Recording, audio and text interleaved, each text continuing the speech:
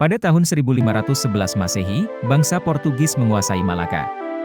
Pedagang mencari alternatif pelabuhan, dan mereka tiba di daerah Aceh.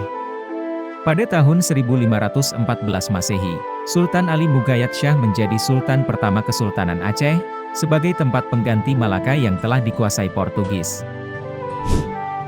Sultan Ali Mughayat Shah memperluas kesultanan pada tahun 1520–1528 Masehi. Pasai Dewi dan Arun berhasil dikuasai oleh kesultanan ini. Sultan Salahuddin menggantikan ayahnya pada tahun 1528 Masehi, tetapi sayangnya ia tidak mampu memerintah dengan baik. Pada tahun 1533 Masehi, adiknya, Sultan Alauddin Riayat Shah, naik tahta.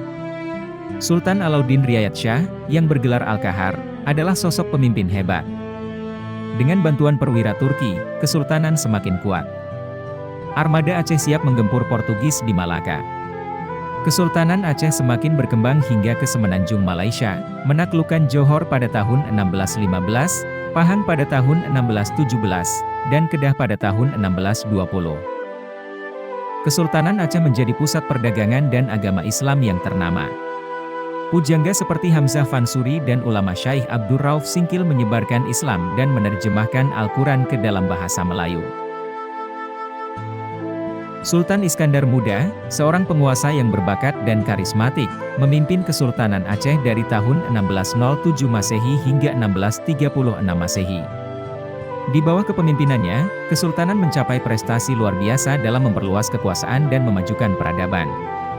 Puncak dari prestasi Kesultanan Aceh di bawah kepemimpinan Sultan Iskandar Muda adalah ketika mereka berhasil menaklukkan Portugis di Malaka. Dalam pertempuran epik tersebut, Laksamana Malahayati memainkan peran penting dan mengukir namanya dalam sejarah. Sayangnya, setelah kematian Sultan Iskandar Muda pada tahun 1636, Kesultanan mengalami kemerosotan dan munculnya beberapa konflik internal terkait adanya perebutan kekuasaan yang terjadi. Pada masa pemerintahan Sultan Alaiddin Muhammad Daud Shah, Kesultanan Aceh terjebak dalam ketegangan politik dan konflik internal yang semakin meruncing. Para penguasa lokal dan elit kekuasaan saling bersaing untuk mengamankan posisi dan pengaruh mereka, sementara kesatuan dan stabilitas kesultanan semakin terancam. Hal tersebut dimanfaatkan oleh Belanda untuk memperluas pengaruh mereka dan mulai merencanakan tindakan agresif. Di tengah situasi yang tak terelakkan, Sultan Alaiddin Muhammad Daud Shah terpaksa menyerahkan diri kepada pasukan Belanda. Momennya menandai titik akhir dari perjuangan panjang dan megah Kesultanan Aceh.